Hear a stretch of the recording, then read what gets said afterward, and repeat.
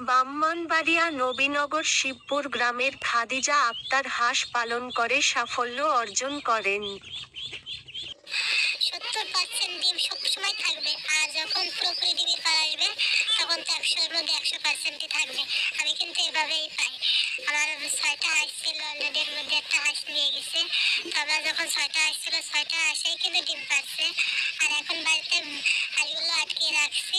এরপরেও কিন্তু কখনো 4টা, কখনো 3টা, 5টা হাঁস অবশ্য আছে, এখন হাঁস একটা আসা। তো